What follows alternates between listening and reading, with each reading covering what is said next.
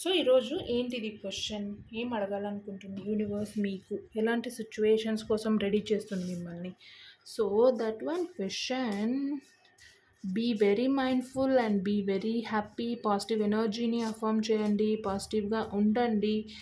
And that one message, okay, letting go create space for opportunities to come. Wow, very sweet message ఇస్తుంది. At the same time question కూడా అడగబోతుంది. So letting go create space for opportunities to come.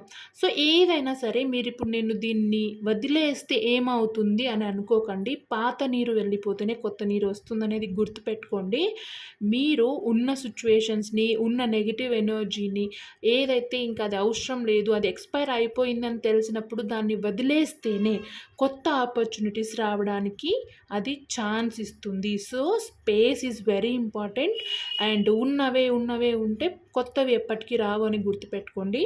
And that question is, have you ever impulsively acted in a way that change your life for ever? So ఈ question మీకు అర్థమైపోయింది కదా. So దీనికి answer మీకు మీరు అర్థం చేసుకోండి.